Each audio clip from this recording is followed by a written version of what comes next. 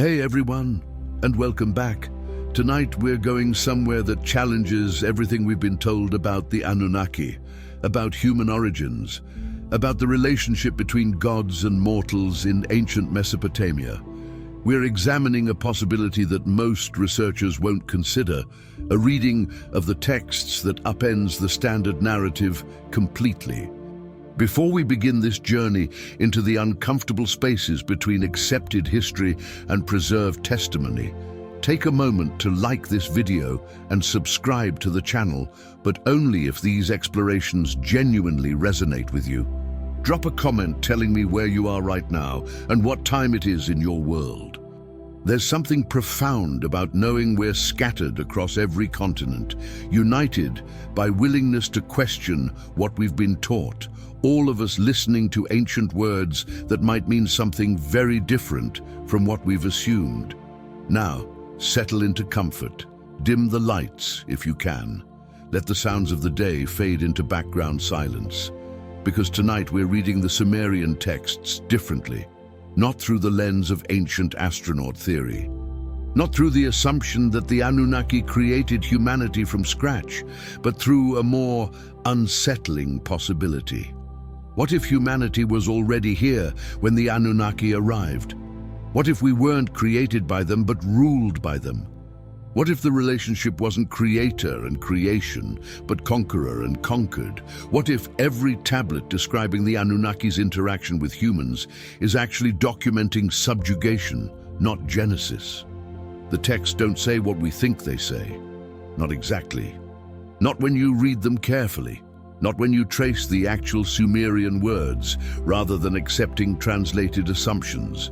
Not when you notice what's present and what's conspicuously absent. They describe the Anunnaki arriving, descending, coming to a world that already existed. They describe humanity being put to work, being organized, being controlled. But they never quite describe humanity being made from nothing. They describe transformation, yes. Organization, certainly. Subjugation, absolutely. But creation ex nihilo, that's not actually in the texts, that's interpretation, assumption, reading backward from later theological frameworks, imposing meanings the original scribes never intended. Tonight we're stripping away those assumptions. We're reading what's actually written. We're following the implications of language that describes arrival, not creation, rulership, not genesis. Control over populations that already existed, not manufacture of populations from raw materials. And when you read it that way, when you let the texts speak in their own terms without forcing them into preconceived narratives, a different story emerges. Darker, more complex, more troubling. A story about beings who came to a world already inhabited, who found humans already here, already living, already established, and who decided that these existing humans would serve them, would work for them, would worship them as gods, whether they wanted to or not. This is the story the tablets might actually be telling, the story hiding in plain sight, the narrative we've missed because we've been so focused on creation myths that we haven't noticed the texts are describing something else entirely: conquest, subjugation, the imposition of divine rule over populations who had no choice but to submit. The Anunnaki didn't create humanity. They ruled us. They organized us. They put us to work, and they wrote the text to justify that rulership by claiming they made us for that purpose. But what if the claim was propaganda? What if humanity predated the Anunnaki's arrival? What if we were already here and they simply took control? The evidence for that reading is there, in the language, in the structure of the myths, in what's present and what's absent. In the details that don't quite fit the creation narrative, but that make perfect sense if you're reading conquest accounts instead. Tonight, we trace that evidence. We follow that reading. We see where it leads, and what it reveals about the true relationship between the Anunnaki and humanity might change everything you thought you knew about ancient Mesopotamia, about the gods, about us. Let's begin where the texts themselves begin, with arrival, with descent, with beings coming to a world that the texts never describe as empty. In the archive, beneath controlled light, the tablets wait. The clay is ancient, the script archaic, the words pressed into wet earth over 4,000 years ago. But the words aren't describing creation from nothing. They're describing arrival to something. The Eridu Genesis, one of the oldest Sumerian creation narratives, opens with a striking phrase that every translation renders slightly differently, but that carries implications most readers miss. After Anu, Enlil, Enki and Nin-Hersag had fashioned the black-headed people, they made animals multiply everywhere. Read that carefully. Fashioned the black-headed people. Not created, fashioned. The Sumerian word is often translated as created, but the root carries connotations of organizing, shaping, forming from existing material. You fashion something from something else. You create something from nothing. The distinction matters. The text says the gods fashioned humanity, shaped us, organized us. But from what? The text doesn't say. It assumes you already know. It assumes the material already existed. It's describing a process of transformation, not a miracle of generation. And immediately after fashioning humanity, they made animals multiply. Not created animals, made them multiply. The animals already existed. The gods made them more numerous, more widespread, but they didn't bring them into being from nothing. The fauna was already there. The gods simply managed its proliferation. This is the language of organization, not creation. The language of taking existing populations and managing them, directing them, controlling their distribution and numbers. It's the language you'd use if you were describing ecological management of an already living world, not the creation of life where none existed. But we've been reading it as creation mythology because that's what we expect. That's what later theological frameworks taught us to look for. That's what the ancient astronaut theorists assumed and then projected backward onto texts that don't actually say it. The Atrahasis epic, that great Akkadian composition drawing on older Sumerian sources, is famous for its detailed human creation account. Everyone cites it as proof that the Anunnaki created humanity. But read it again. Read what it actually describes.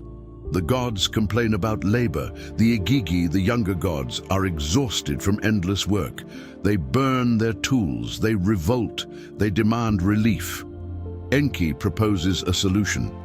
Let the birth goddess create offspring. Let man assume the drudgery. Let man assume the drudgery. Not let man be created to perform the drudgery. Let man, existing man, take over the work. The language suggests humanity already existed.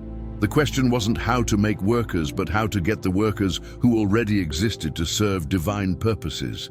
Then comes the creation sequence. But read what's being created. Not humanity itself, but a specific modified version. The goddess Nintu, the birth goddess, takes clay.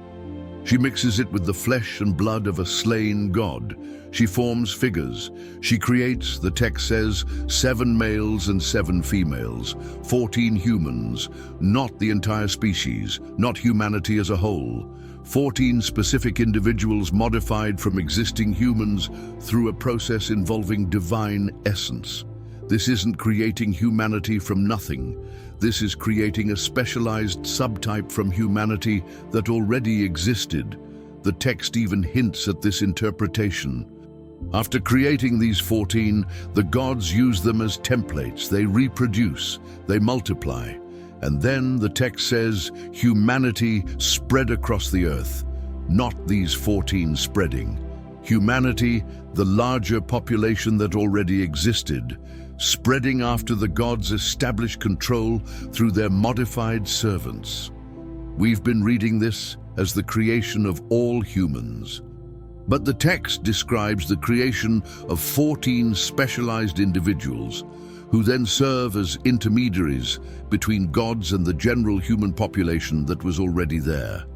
It's describing the creation of a priest class, a ruling elite, a genetically modified administrative tier that would control existing humans on behalf of the gods.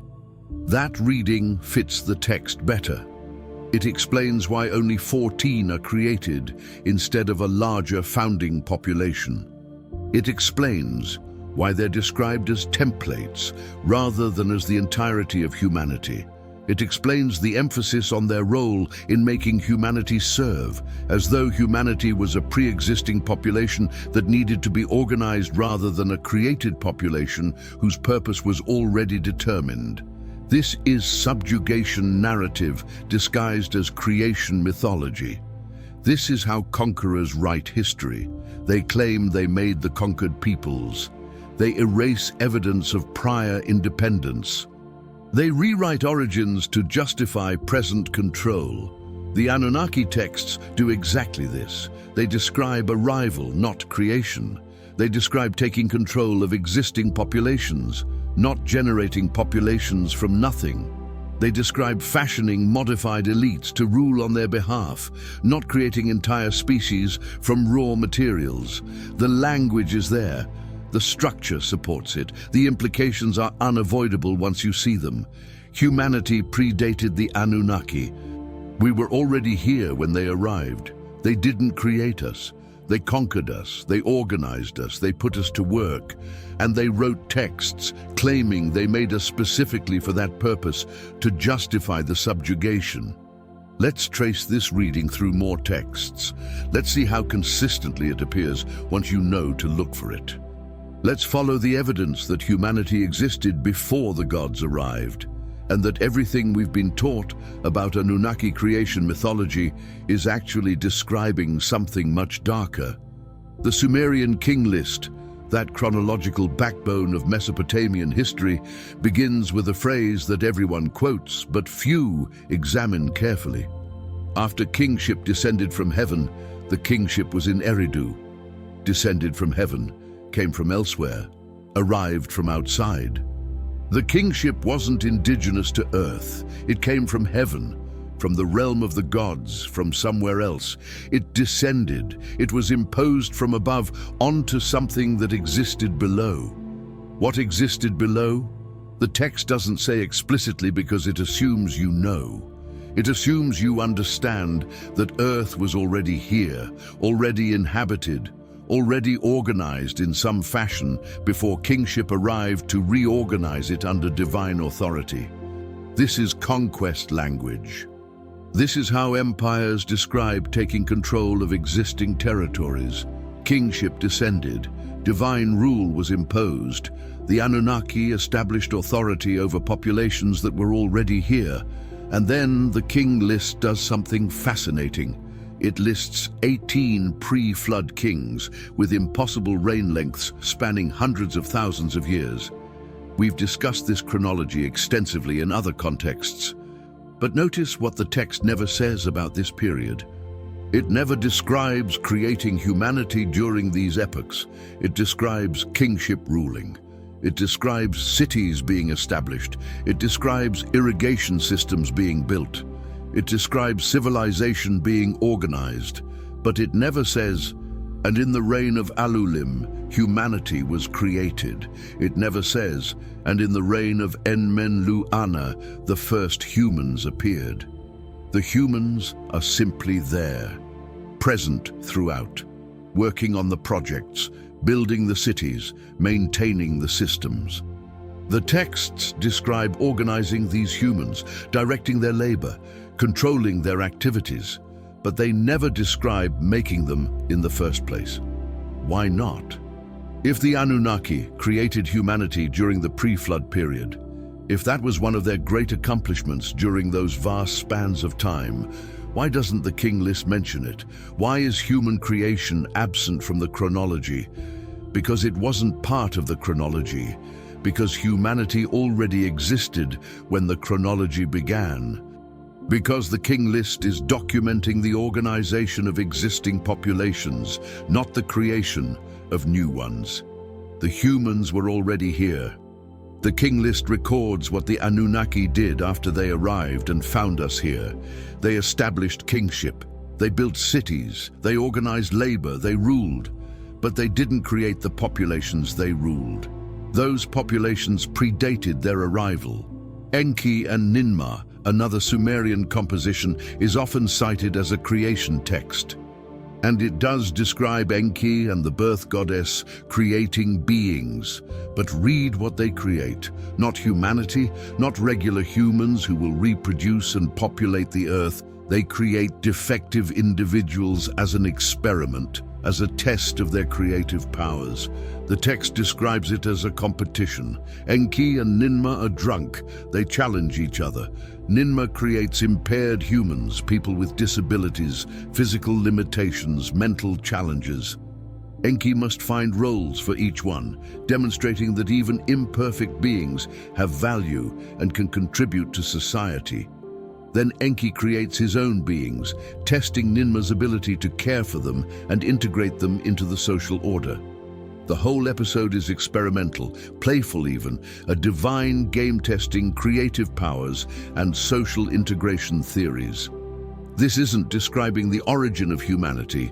This is describing God's experimenting with modifications of humans who already existed. It's describing the creation of specialized individuals, of variations, of altered forms, not the creation of the base population from which all humans descend. The text makes sense as a mythological explanation for human diversity, for the existence of people with disabilities, for the question of how everyone fits into social order regardless of capability. It doesn't make sense as a creation account because it doesn't describe creating a reproducing population. It describes creating individual variations within an existing population. Again, the reading that humanity already existed fits the text better than the reading that gods created us from scratch. The gods are modifying, experimenting, creating variations within an existing species, not generating the species itself. Enki and the world order describes how Enki organized the cosmos after creation. He assigned divine functions. He established the Me, those divine principles governing reality. He organized rivers, agriculture, cities, crafts. He put everything in order. But notice what comes first in his organizing. The text says he found the land. He came upon it. He surveyed it. Then he organized it. The land was already there. He didn't create it. He arrived and took control of it. And the humans, they're there throughout his organizing work. They're the ones who benefit from agricultural organization, who live in the cities he establishes, who practice the crafts he regularizes. They're present as the recipients of his organizational efforts, but they're never described as his creations. They're described as the population he's organizing, not the population he's generating. This is administrative language, colonial language. The language of a ruler taking control of existing territory and existing populations and imposing order on them. It's not creation mythology, it's conquest documentation. The pattern repeats across text after text. Humanity is always already there when the gods arrive to interact with us. We're fashioned, shaped, organized, put to work. But we're never described with the language of absolute creation, of generation from nothing, of bringing into being from raw elements. We're described as existing populations that the gods take control of, that they modify through genetic manipulation, creating specialized servants and rulers, that they organize into cities and labor systems, that they teach and train and control. But we were here first, before the kingship descended, before the gods arrived, before the Anunnaki claimed to have made us. We were already here. And everything we've been taught about Anunnaki creation mythology is actually describing how they took control of us after they found us, how they organized us, how they put us to work, how they justified that control by claiming they made us for that purpose. But the texts, when you read them carefully, when you notice what's present and what's absent, when you follow the actual language rather than imposed interpretation, tell a different story. A story of conquest, not creation, of subjugation, not Genesis, of gods who arrived and ruled, not gods who made and loved. The Anunnaki didn't create humanity. They found us already here, and they decided we would serve them. That's what the texts actually say when you read them without assumptions. When you let the language speak for itself, that's the story hiding in plain sight. Let's trace how deep this reading goes. Let's follow the implications through the mythology, through the social structures, through the very relationship between gods and humans that the texts describe. Because once you see conquest instead of creation, once you read subjugation instead of Genesis, everything shifts. Every text reveals new layers. Every myth exposes different truths. The temple economy of ancient Sumer wasn't just religious devotion, it was extraction. The gods, through their earthly temples, controlled vast territories, owned enormous fields, employed thousands of workers, collected tribute from cities, accumulated wealth that flowed upward to divine households, while human laborers received minimal rations. This is economic subjugation. This is how conquering powers extract resources from subject populations. You claim divine authority. You establish institutions that channel wealth toward the ruling class. You give the conquered just enough to survive while taking everything they produce. The Sumerians called this service to the gods. They described it as humanity's purpose, the reason we were created.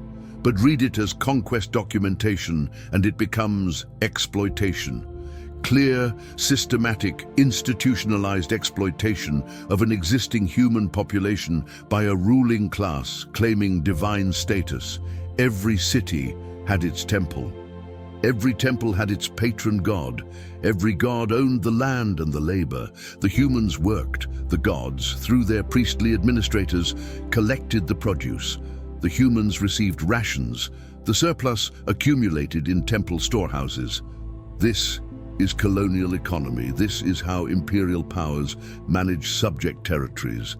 And the texts describe it as though it's natural, as though it's the proper order, as though humans were made specifically for this purpose. But what if we weren't made for this? What if we existed before this system was imposed? What if the temples and the tribute and the labor extraction were all established after the Anunnaki arrived and took control? Then the texts stop being creation mythology and start being conquest documentation, historical records of how a ruling class established economic control over existing populations, how they justified that control through claims of creation, how they maintained it through institutional religion and organized labor. The cylinder seals, those small carved stones that Sumerians rolled across wet clay to leave distinctive impressions, provide visual testimony that supports this reading. They show humans approaching gods, humans in postures of submission, humans bringing tribute, humans being led into divine presence by intermediary figures. This is the iconography of subjugation. This is how subject peoples are depicted in ancient art. Smaller than their rulers, in positions of submission, bringing required tribute, being granted audience through intermediaries who control access. It's not the iconography of beloved children approaching loving creators. It's not the imagery of partnership or cooperation. It's domination, clear visual domination, rulers and ruled, masters and servants, gods and subjects. The seals don't show creation scenes. They don't depict gods lovingly fashioning humans from clay. They show established relationships of power and submission. They show humans who already exist, already have social roles, already function within a system where divine authority is absolute and human duty is to serve. These aren't images of Genesis. These are images of ongoing control, of maintained subjugation, of populations that understand their place in a hierarchy they didn't choose. And the myths, when read as conquest narratives, explain elements that never made sense as creation stories. Why do the gods need to organize humanity into cities? Why do they need to teach us agriculture? Why do they need to impose law codes? If they created us with specific purposes, why don't we come with those purposes already programmed? Why do we need to be taught, trained, organized, controlled? Why is so much effort spent making us into useful servants if we were made to be useful servants? But if we existed independently before the Anunnaki arrived, if we were living in our own ways, organized in our own social structures, following our own customs, then everything makes sense. The gods needed to reorganize us. They needed to impose their systems. They needed to teach us their ways because we had our own ways that predated their arrival. Civilization in this reading isn't humanity learning to be civilized through divine instruction. It's humanity being reorganized according to divine preferences. It's existing populations being forced into new patterns that serve divine purposes rather than human ones. The Sumerian civilization that we study, that we admire for its sophistication, isn't humanity achieving greatness through inherited knowledge. It's humanity being organized into systems that efficiently extract labor and resources for divine benefit. The cities aren't achievements. They're mechanisms of control. The temples aren't places of worship. They're administrative centers for managing subject populations. The laws aren't gifts. They're imposed regulations maintaining order within conquered territories. Every institution, every structure, every system described in the texts serves to organize and control existing human populations. None of it makes sense if humans were created by the gods specifically to serve them. All of it makes sense if humans were conquered by the gods and forced to serve them. The ziggurat at Ur wasn't built to honor the gods. It was built by forced labor to display divine power. The irrigation systems weren't created to help humanity flourish. They were created to increase agricultural production that flowed to temple storehouses. The law codes weren't established to ensure justice. They were established to maintain order within subject populations. Everything is extraction. Everything is control. Everything is subjugation. And the creation myths that claim humanity was made for this purpose, their justification, propaganda, the way conquerors always rewrite history to make their rule seem natural, inevitable, divinely ordained. The Anunnaki texts do exactly this. They claim humanity was created to serve. They describe gods fashioning us specifically for labor. They present subjugation as our purpose, our reason for existing. But read them as conquest narratives, and the purpose becomes clear. These texts justify existing power structures by claiming divine creation. They make submission seem like fulfilling your created purpose rather than like accepting imposed domination. It's brilliant propaganda, and it worked.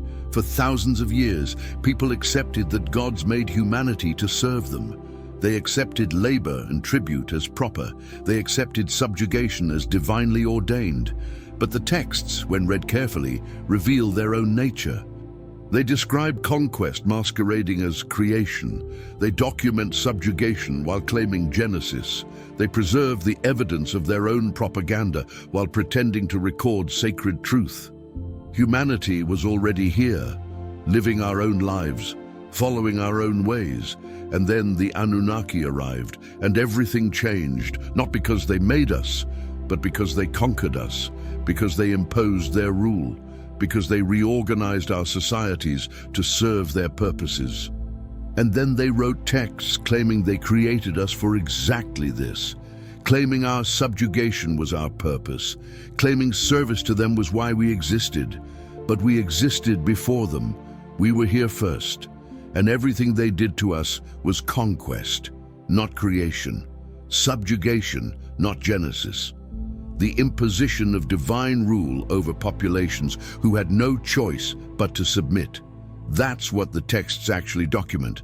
That's what the cylinder seals actually show. That's what the temple economy actually was. Not creation mythology, conquest documentation, the records of how a ruling class took control and justified their rule through claims of making the ruled. The Anunnaki didn't create humanity. They conquered us, they ruled us, they extracted from us, and they wrote texts to make us believe it was always supposed to be this way. But it wasn't. We were here first, and everything they did was done to us, not for us. That's the story the texts tell when you read them without the assumption of creation, when you see conquest instead, when you recognize subjugation. The Anunnaki arrived. They found humanity here, and they decided we would serve, not because they made us, but because they could force us, because they had power and we didn't, because they could impose their will and we couldn't resist. That's conquest. That's subjugation.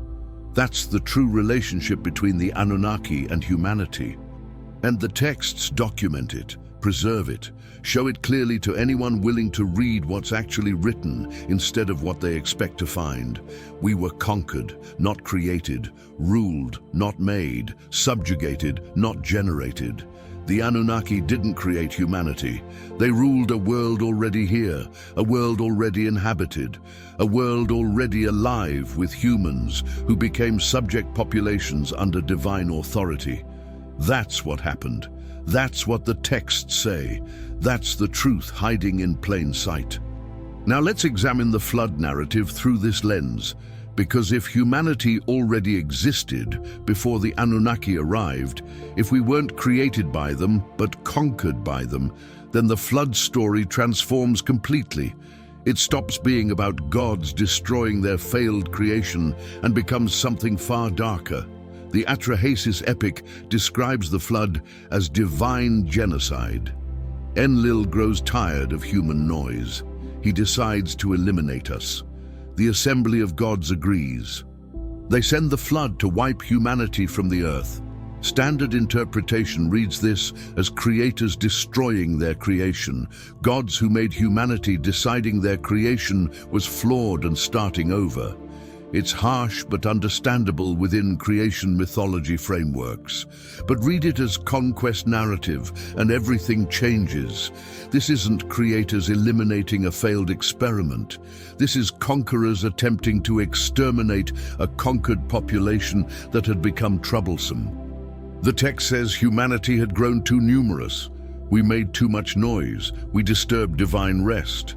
But read between the lines. Read what too numerous and too noisy actually meant in the context of divine rule over subject populations. It meant we were becoming harder to control. Our numbers were growing beyond manageable levels. Our activities were expanding beyond what divine authorities wanted to permit.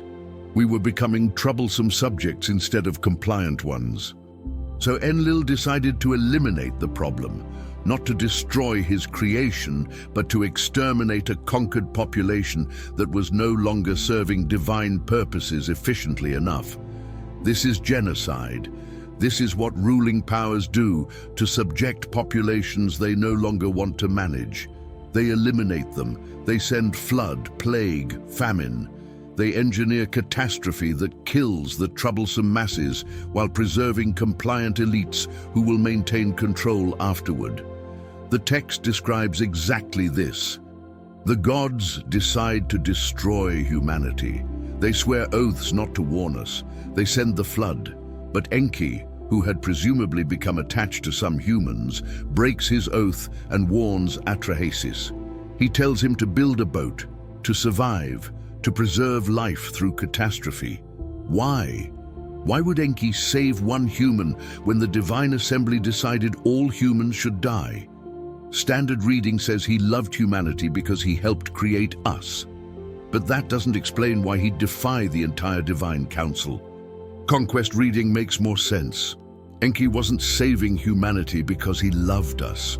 He was preserving a remnant population because divine civilization still needed human labor. Eliminating all humans would force the gods back to the labor problems that originally led them to organize human populations in the first place. Enki was being practical. He was ensuring that after the genocidal flood, there would still be humans available to serve divine purposes, not because he cared about us. Because divine civilization required our labor.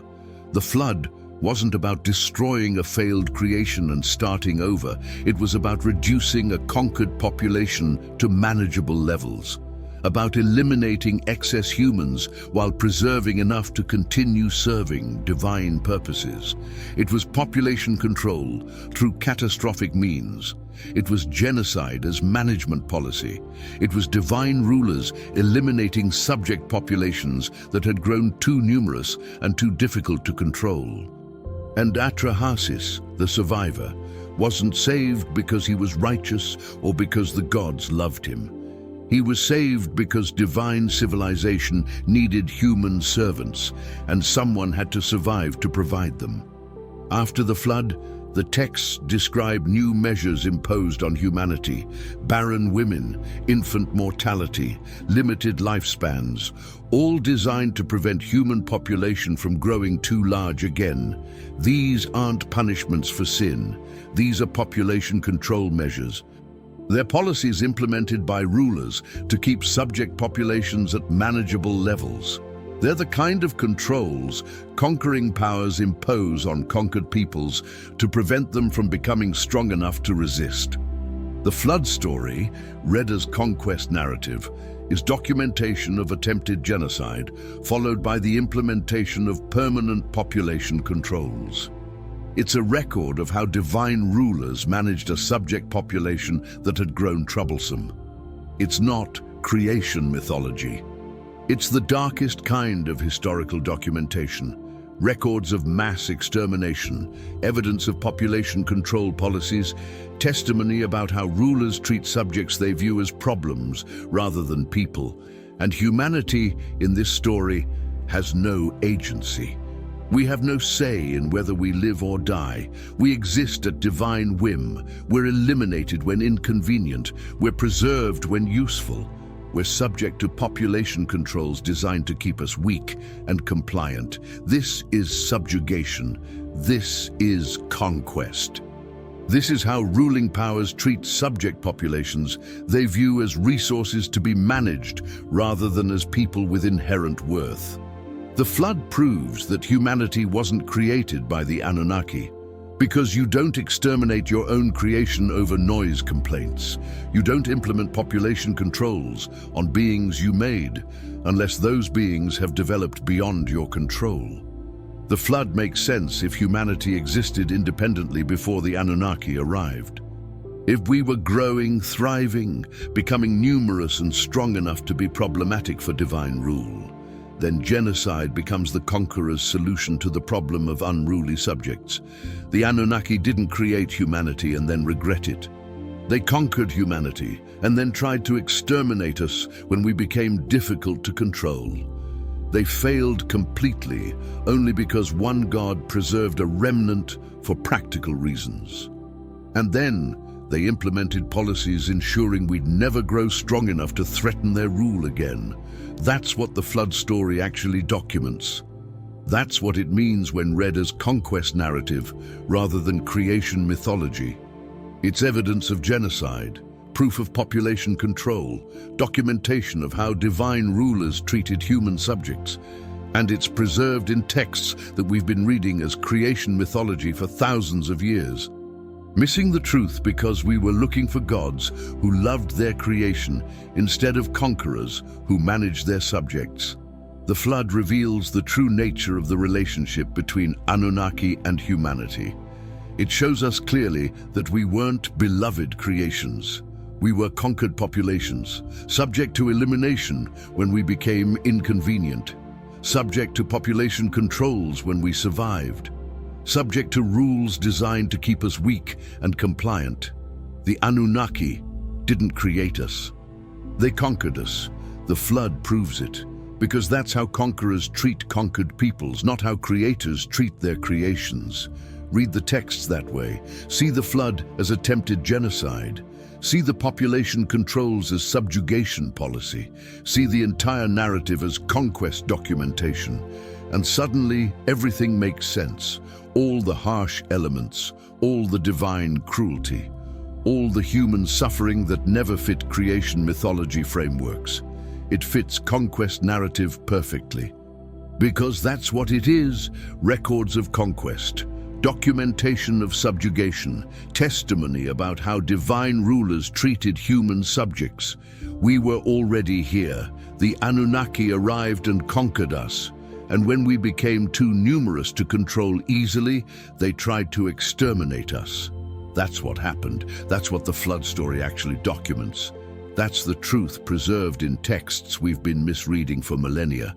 The Anunnaki ruled a world already here, already inhabited, already alive with humans. And when those humans became inconvenient, the Anunnaki tried to eliminate them.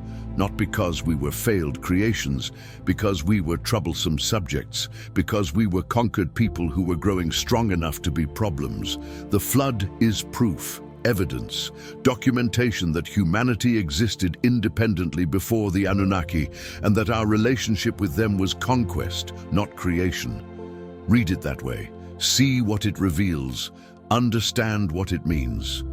We were conquered, not created, subjugated, not generated, nearly exterminated when we became inconvenient.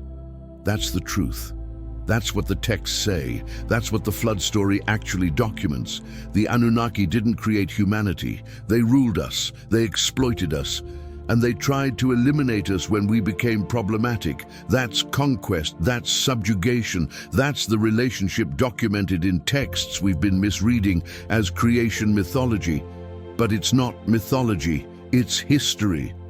Dark history, the documentation of how divine rulers treated human subjects. We were here first. They arrived and took control. And everything they did afterward was done to us, not for us. The flood proves it. Attempted genocide of a conquered population. Population controls imposed on survivors. Management policies designed to keep subjects weak. That's not how you treat beloved creations. That's how you treat conquered peoples. And that's what we were, what we are. Conquered populations living under divine rule. The texts document it. The flood proves it. The truth is there for anyone willing to see it. We weren't created by the Anunnaki. We were conquered by them. And everything we've been taught is propaganda designed to make conquest seem like Genesis. Subjugation seem like purpose. Exploitation seem like service. But read the texts without assumptions. See conquest instead of creation. Recognize subjugation instead of Genesis. And the truth reveals itself. Clear, undeniable, preserved in the very texts that claim the opposite. We were here first.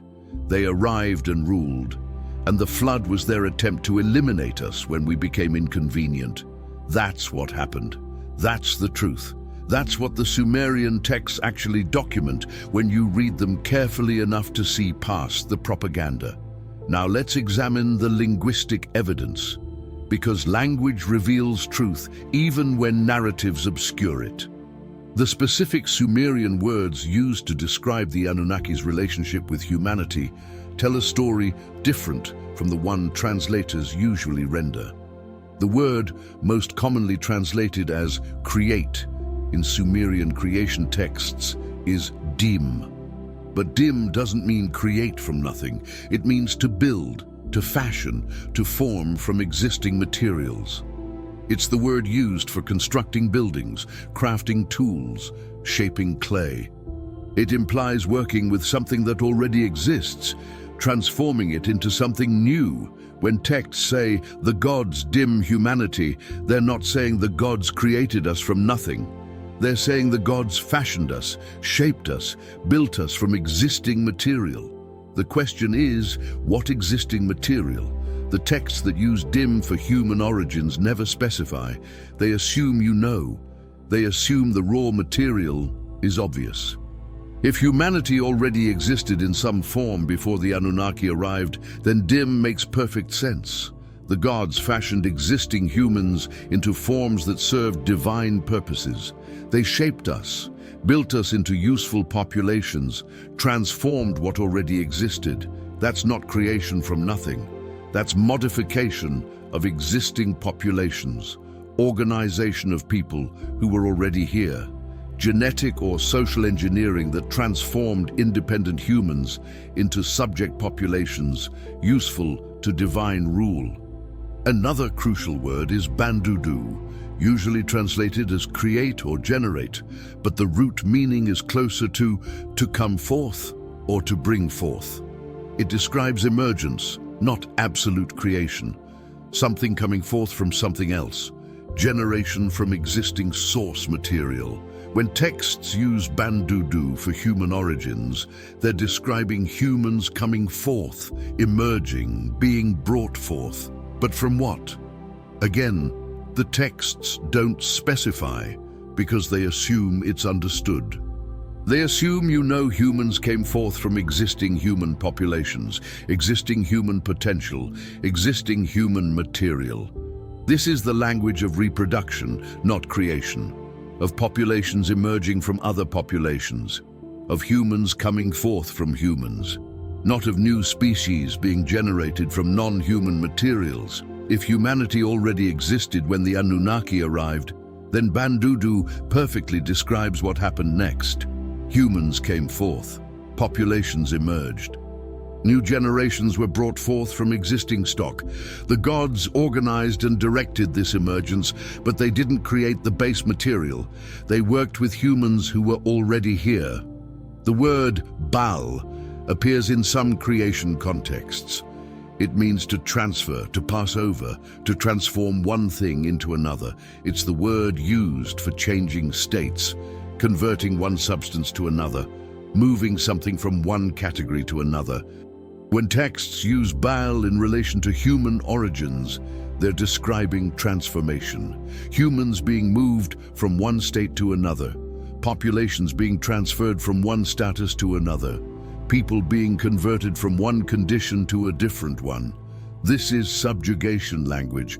This is how you describe taking independent populations and transforming them into subject populations, taking free peoples and converting them into servants, transferring populations from their own control to divine control.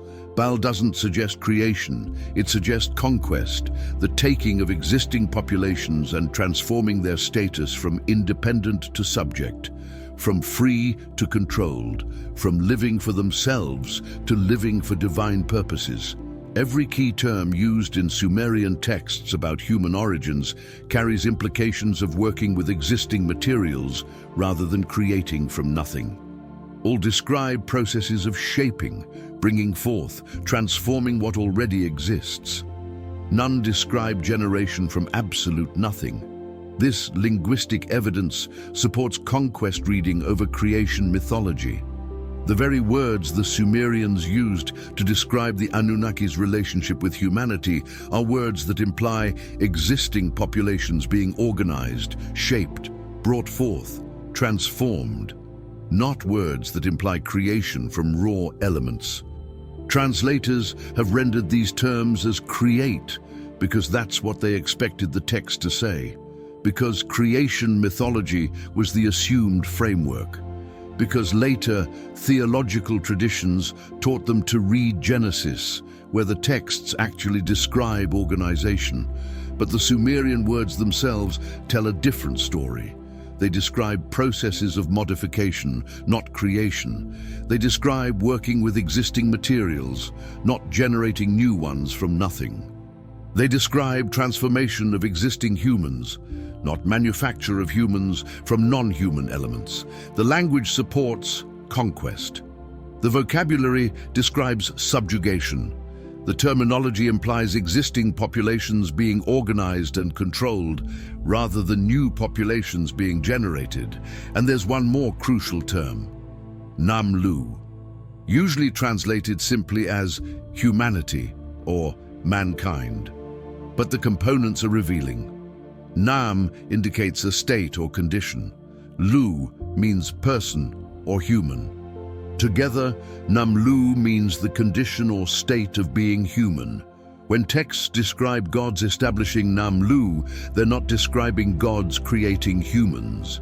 They're describing gods establishing what it means to be human, defining the human condition, determining the state of human existence. This makes sense if humans already existed but lacked defined relationship to divine authority. The gods didn't create humans. They established the conditions under which humans would exist. They defined what human life would be like under divine rule. They established Nam-Lu, the state of being human in a world ruled by gods, the condition of human existence as subject populations serving divine purposes. This is colonial language. This is how conquering powers describe their relationship with conquered peoples. We didn't create you, but we define what your existence means. We establish the conditions under which you live. We determine your state, your status, your place in the order we impose. The Anunnaki established Nam-Lu. They defined what it meant to be human in their world. They determined the conditions of human existence. But they didn't create humans.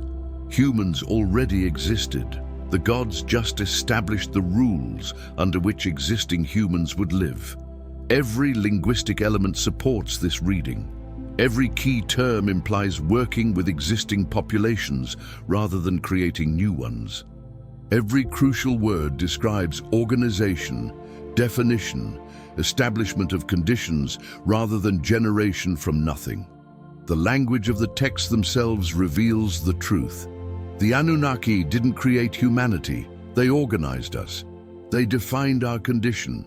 They established the state under which we would exist. They transformed us from independent populations to subject ones. They conquered us, and the language preserves that truth even as the narratives obscure it. The very words used to describe the relationship reveal conquest rather than creation, subjugation rather than genesis, organization of existing populations rather than generation of new ones. Read the texts in Sumerian, examine the actual words used, trace their meanings and implications, and the truth becomes undeniable. Humanity existed before the Anunnaki arrived. We were already here, already human, already living. And when they came, they didn't create us. They defined us. They established the conditions under which we would exist. They organized us into subject populations, serving their purposes. The language proves it. The vocabulary reveals it. The terminology documents it. We were conquered, not created, defined, not generated, organized into subjugation, not made for service. The Sumerian words themselves say this, clearly, explicitly, undeniably. And translators have been missing it for over a century because they expected creation. And so they rendered terms that describe organization as though they described creation. They read Genesis, where the language actually describes conquest. But the words are there: Dim, Bandudu, Baal, Namlu. Each one describing modification of existing populations, organization of people already here, establishment of conditions for humans who predated divine arrival. The linguistic evidence is clear. Humanity existed first. The Anunnaki arrived and organized us. They didn't create us, they conquered us. They established the conditions of our existence under their rule. And the Sumerian language preserves that truth in every word, in every term, in every description of the relationship between gods and humans. We were here first. They arrived and ruled. The language documents it even as the narratives claim otherwise. That's the truth. That's what the words say. That's what Sumerian linguistic evidence reveals when examined carefully. The Anunnaki didn't create humanity. They ruled a world already here, a world already populated, a world already alive with humans who became subject populations under divine authority. The language proves it. The words document it. The truth is preserved in the very terms used to describe the relationship. Conquest, not creation. Subjugation, not genesis. Organization of existing populations, not generation of new ones. That's what the Sumerian language says. That's what the words mean. That's what the texts document when you read them in the original tongue without imposing later theological assumptions. We were conquered. The language proves it, and that changes everything. The social structures documented in Sumerian text provide yet more evidence that humanity existed independently before the Anunnaki established control. Because the organization they imposed wasn't teaching blank slates how to be civilized, it was reorganizing existing societies according to divine preferences. The texts describe the gods establishing cities, but they never describe teaching humans what a city is. They never explain urban living to people who'd never experienced it. They simply organize humans into urban centers as though humans already understood urbanism and just needed direction about where to settle and how to structure their cities. This suggests humans already lived in settlements before the Anunnaki arrived, already had experience with organized communities, already understood how to live together in concentrated populations. The gods didn't invent cities for us. They reorganized our existing settlements into cities that serve divine purposes. Similarly, the texts describe gods establishing agriculture, but they never describe teaching humans what plants are or how to recognize edible species. They describe organizing agricultural production, establishing regular cultivation, managing irrigation. They assume humans already knew about plants and already had experience with growing food. The gods just systematized and controlled production. If humans were created by the gods specifically to be agricultural laborers, why wouldn't we come with that knowledge already programmed? Why would gods need to teach us agriculture if they made us for agricultural work? But if humans already existed as gatherers and probably early cultivators, then divine agricultural organization makes sense. The gods took existing human knowledge about plants and systematized it. They took existing human cultivation practices and organized them into intensive agriculture that produced surpluses for divine collection. They didn't teach us from scratch. They reorganized what we already knew into forms that served them. The same pattern appears with animal husbandry. Texts describe gods establishing herding practices, organizing flocks, managing domestication. But they never describe teaching humans what animals are. They assume we already knew.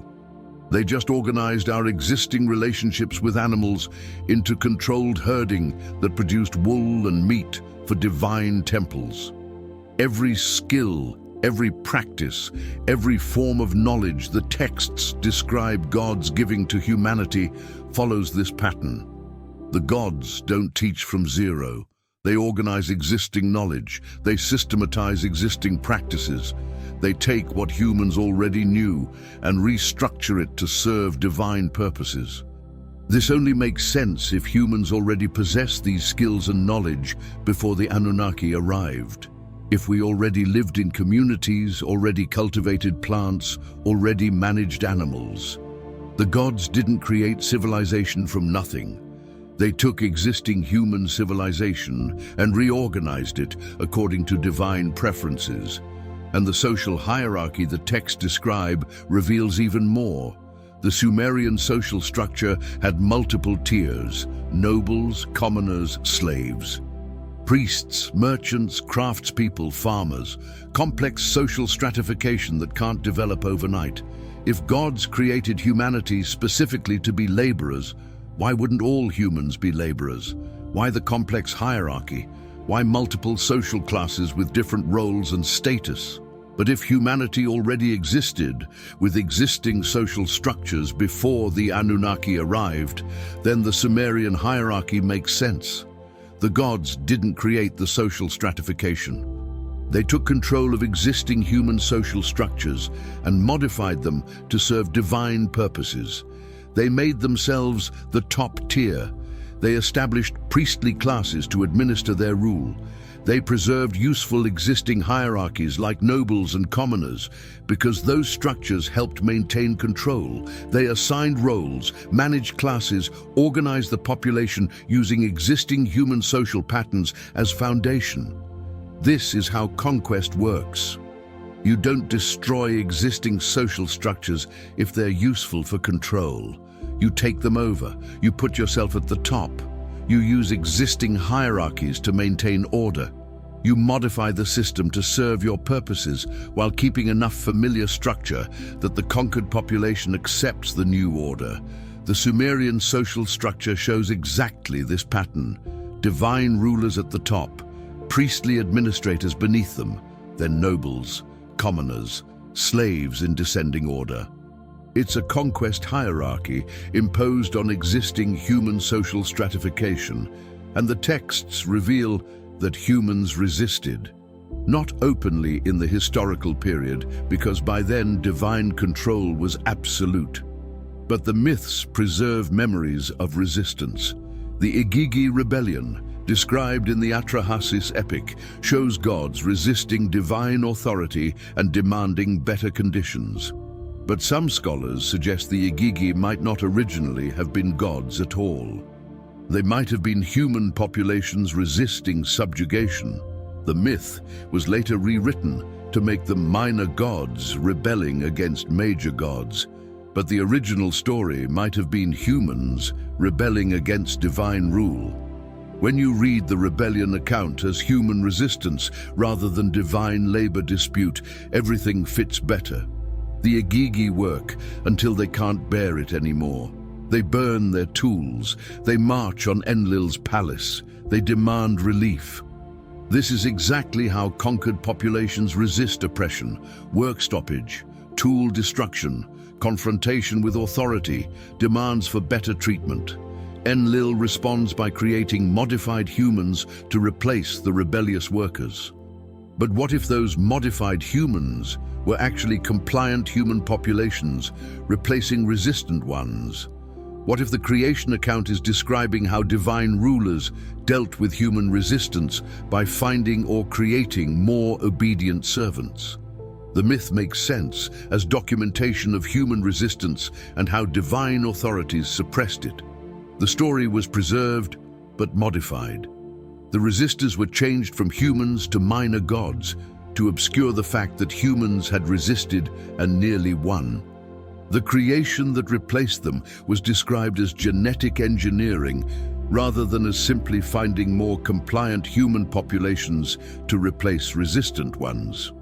But the resistance remains in the text. The rebellion is documented. The confrontation with authority is preserved, even though the story was modified to make it about gods rather than humans. The pattern of resistance and suppression remains clear. Humans resisted divine rule. We didn't submit willingly. We fought back. And the texts preserve evidence of that resistance, even as they try to obscure it by recasting humans as gods in the rebellion accounts. Every social element documented in the texts supports the reading that humanity existed independently before the Anunnaki established control. Our existing skills were reorganized. Our existing social structures were taken over. Our resistance was suppressed. Our history was rewritten to make conquest seem like creation. But the evidence remains. In the patterns of social organization, in the nature of the hierarchy, in the preserved accounts of rebellion, in the way knowledge is described as organized rather than taught from nothing. We were already here, already civilized in our own ways, already organized in our own societies, and the Anunnaki arrived and took control. They didn't create our civilization. They conquered it. They reorganized it to serve them. They suppressed our resistance. They rewrote our history. And the texts document all of it. For anyone willing to read past the propaganda, for anyone who can see conquest where they've been taught to see creation, The social structures prove it. The patterns of organization reveal it. The evidence of resistance confirms it. We were conquered, not created, reorganized, not civilized from scratch, subjugated, not generated. The Anunnaki ruled a world already here, already populated with humans, already organized into societies. They didn't create civilization, they took it over. And everything in the Sumerian social structure documents that takeover, that conquest, that subjugation. We were here first. They arrived and ruled. The social evidence proves it as clearly as the linguistic evidence, as undeniably as the mythological patterns. Humanity existed before the Anunnaki. We had our own civilization, our own social structures, our own ways, and they took it all, reorganized it, claimed they created it, rewrote our history to make their rule seem natural and inevitable. But the truth remains, preserved in the very social structures they established, documented in the patterns of organization they imposed, evident in the resistance they had to suppress. We were conquered. The social evidence proves it beyond doubt, and that changes everything we thought we knew about the relationship between gods and humans in ancient Mesopotamia. They didn't create us, they ruled us. They didn't make civilization for us, they took it from us. They didn't give us knowledge, they organized what we already knew to serve their purposes. That's the truth. That's what the social structures document. That's what the evidence reveals when you stop reading creation mythology and start reading conquest history. The Anunnaki ruled a world already here, and we were the world they ruled, already existing, already organized, already resistant to subjugation, but they conquered anyway. And then they wrote texts claiming they made us, claiming our service was our purpose, claiming their rule was natural because they created us for it. But we weren't created, we were conquered. And the social structures preserve that truth for anyone willing to see it. As sleep begins to pull at you, as consciousness starts to drift toward dreams, carry with you this understanding. The relationship between the Anunnaki and humanity wasn't creation and creator. It was conqueror and conquered, ruler and ruled, master and subject. We existed before they arrived. We lived our own lives, organized our own societies, followed our own ways. And then they came, and they took control. They organized us to serve them. They extracted our labor and our produce. They suppressed our resistance, they rewrote our history, and they left us texts claiming they made us for exactly this purpose. Texts that we've been reading as creation mythology for thousands of years. Missing the truth because we expected Genesis and found conquest, but the evidence is there, in the language that describes modification rather than creation. In the social structures that show reorganization rather than civilization from scratch. In the economic systems that extract rather than nurture. In the preserved accounts of resistance and suppression. Every element of Sumerian civilization, when examined carefully, reveals conquest rather than creation, shows subjugation rather than genesis, documents the takeover of existing human populations by divine rulers who then claim to have made us. The Anunnaki didn't create humanity. They ruled a world already here, already populated, already alive with humans who became subject populations under divine authority. That's what happened. That's what the texts document when you read them without assumptions about creation. That's the truth preserved in language, in social structures, in economic systems, in mythological patterns. We were conquered, not created, subjugated, not generated, ruled, not made. And everything we've been taught is propaganda. Narratives written by conquerors to justify their rule. Texts that rewrite history to make subjugation seem like purpose. Stories that transform conquest into creation. But the truth remains, hidden in plain sight. Preserved in the very texts that claim the opposite.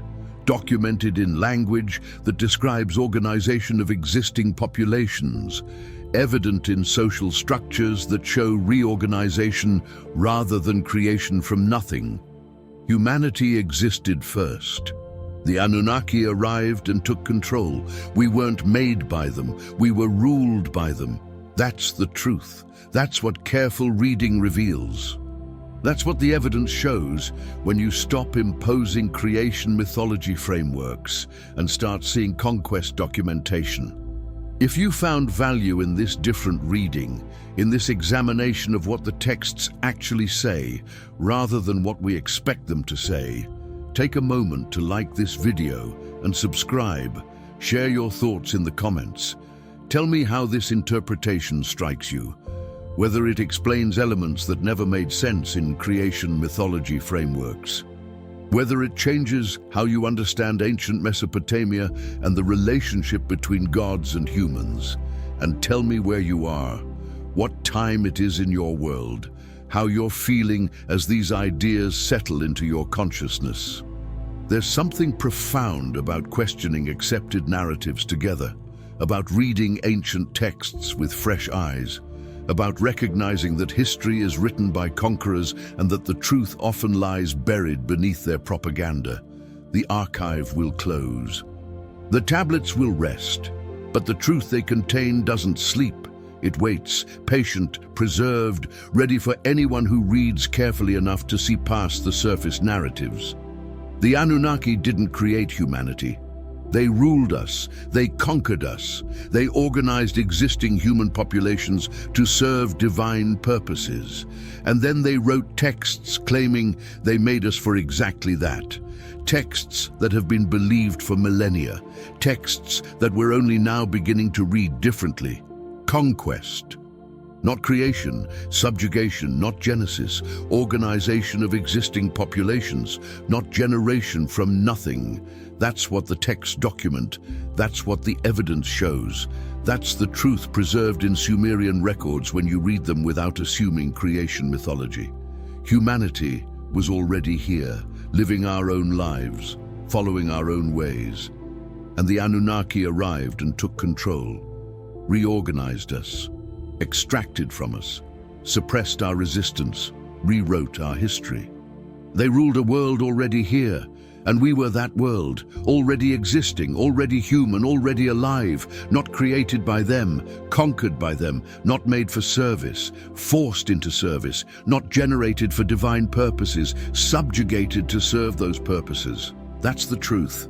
That's what happened. That's what the texts actually document beneath the propaganda. Sleep well with that knowledge. Rest with that understanding. Wake with clearer vision about what the ancient texts actually say when you read them carefully enough to see past imposed narratives. The Anunnaki ruled a world already here, and that world was us, humanity, already existing, already organized, already alive, not their creation, their conquest, not made by them, ruled by them, not generated for service, forced into it. That's the truth the texts preserve. That's what careful reading reveals. That's what happens when you stop expecting creation mythology and start seeing conquest documentation. Good night. And remember, history is written by conquerors, but truth remains preserved in the language they use, the structures they establish, the resistance they must suppress. The Anunnaki conquered humanity. They didn't create us. And the texts document both the conquest and the propaganda that tried to hide it. Read carefully. Question assumptions. See what's actually written rather than what you expect to find. The truth is there, waiting, patient, preserved for thousands of years in texts that have been misread because we were looking for the wrong story. But now you know, now you see, now you understand what the texts actually say. Conquest, not creation. Subjugation, not genesis. Divine rule over populations that already existed. That's what happened. That's the truth. That's what the Sumerian records actually document. The Anunnaki ruled a world already here, and we were that world already human, already alive, already here before they arrived. Rest in that truth. Sleep with that knowledge. Wake with clearer understanding. We weren't created by the gods. We were conquered by them. And everything else is propaganda. The texts preserve the truth. For anyone willing to see it, for anyone willing to read past the conqueror's narratives, humanity existed first. The Anunnaki arrived and ruled. That's what happened. That's the truth. Good night.